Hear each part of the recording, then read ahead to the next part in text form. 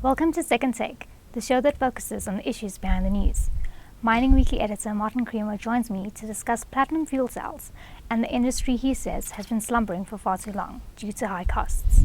Hi Martin. Hi Sashnee. The capital cost of procuring and installing platinum fuel cells has been high for some time. Now Amplat has made an investment that could improve the economics of these fuel cells. Can you tell us more about this? Yeah, Anglo American Platinum is going to invest about $4 million, about 60 million rand, in actually trying to make the costs of logistics relating to hydrogen more economical, so that the user, the car driver, is able to be satisfied that this is competitive. And of course the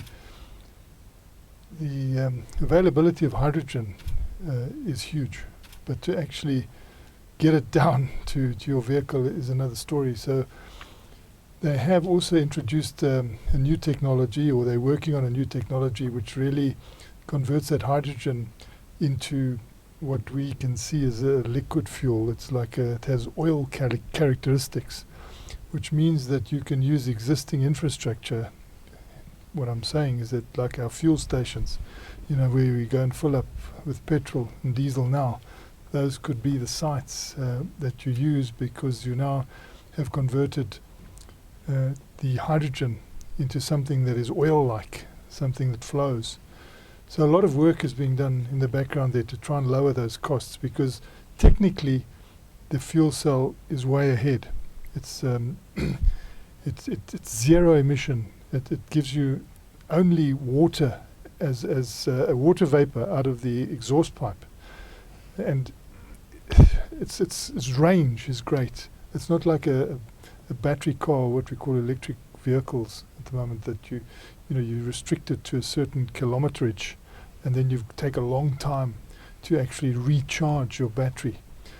The range isn't a problem, and filling up is quick.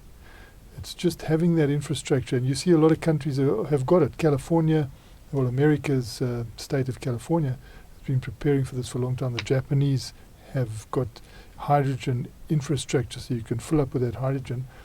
And just Sasol used to often say, Peter Cox, the former CEO, that because we get our fuel from coal, Sasol gets its fuel from coal, all the petrol that we use up here is coal-based. It has a very low sulfur content, and you could actually just use the existing facilities. If you had a hydrogen fuel cell car, which of course is platinum using, that's why we're so keen on it, and you had a reformer on board, you could just pull up at the normal pump and fill up your car, and the hydrogen process would take place with the reforming activities within the car. Now, that hasn't been said for a long time, but I spoke to a researcher just last week, and he said, well, I worked at Sasol, we worked on that. So he confirmed that, that could be the case. So it's a question of the design of the vehicle, but economics so far has held us back, because the capital cost is uncompetitive. The operating cost is competitive. Technologically and technically, it's way ahead. So they've just got to bring down that capital cost. And you see all around the world there's activity in fuel cells. And hopefully at the Indaba next week on Tuesday, the minister is going to speak in a Standard Bank forum, and he's going to outline his plan for fuel cells in South Africa, because he has an eye on the platinum that we produce. We're the world's biggest producer of platinum by a long shot. Platinum is used. It's you can only use platinum in these fuel cells, which makes it wonderful. And the fuel cell actually has a combination of hydrogen and oxygen and gives off electricity and water. So it's just what the doctor ordered, in this modern world. So he's saying, let South Africa have a first mover advantage. And he has given himself this year to make sure that there is a place where we can manufacture fuel cells that has tax incentives, that has all sorts of benefits. So we'll probably hear on Tuesday what he's going to outline, but it seems it's going to be an initial burst of study to just try and make the fuel cell more competitive, and then move into a manufacturing activity. Now, car manufacturer Toyota has adopted the use of these fuel cells in its latest electric vehicle offering. Do you think that the use of these fuel cells is a turning point in the automotive industry? Well, I think that it's slowly, we're reaching a point where more and more automotive manufacturers are not only saying, look, we want to make the electric vehicle, but they're also saying we want to make the FCEV, which is the fuel cell electric vehicle. And we see Toyota had quite a big piece in the Time magazine about their latest version of this. Then they're not the only manufacturer doing it. A lot of the other manufacturers are also, some of them have already brought out their own FCEVs, which is a fuel cell electric vehicle. Hyundai, for instance, cooperating with platinum mining companies in London, corporate cars in mining houses in London, are fuel cell driven. This has been going on for some time. But Toyota, of course, is a major manufacturer and it's got massive market share. So when it starts to move, it makes the headlines.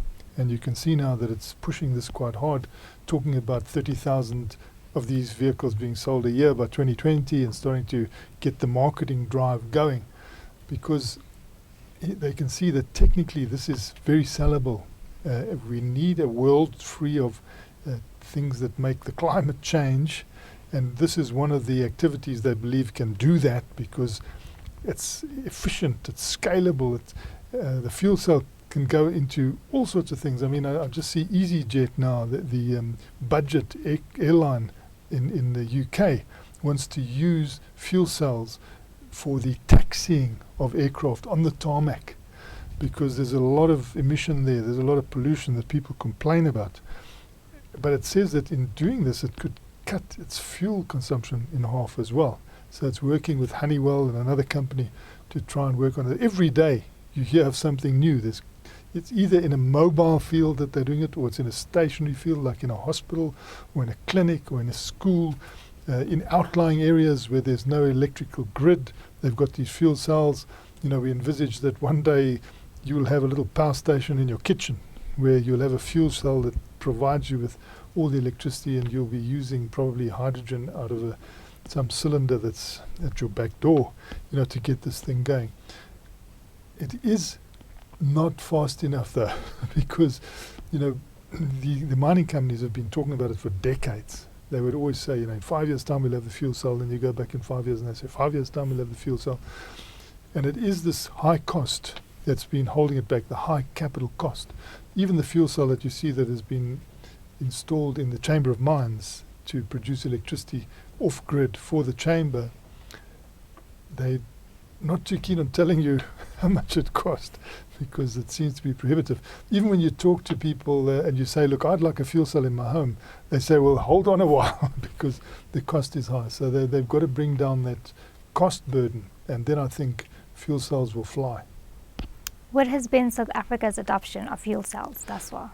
Well, you can see that every couple of weeks we get an announcement from a mining company saying, well, we've built a fuel cell into our mine locomotive, we're using this locomotive in our mines, and then they tell you, we've gone to an area in the Free State that's off-grid, and we've put this fuel cell into a school, and it's now providing all the electricity for a school. You then go to a clinic, and you find that because it's in an outlying area, it was having difficulty getting power, and that's got fuel cell. You see buses driving around now in Canada, with fuel cells, and in America. So there are a lot of applications, and they continue to grow, both small and big.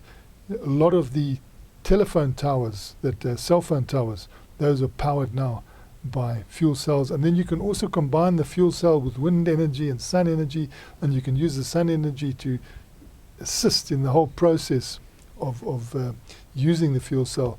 And there's a mix and match going on.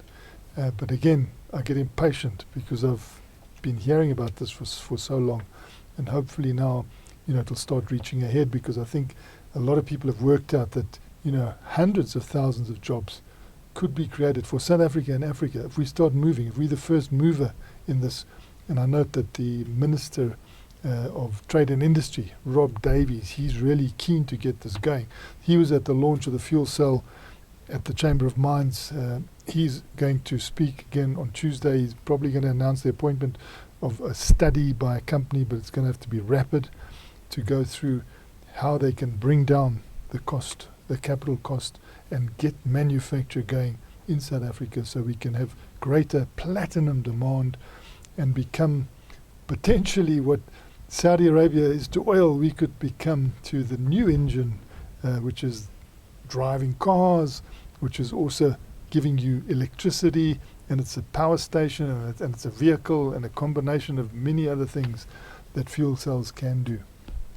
And what are the other developments that government is undertaking to ensure that fuel cells are developed? It's got a plan to have like a Platinum Valley.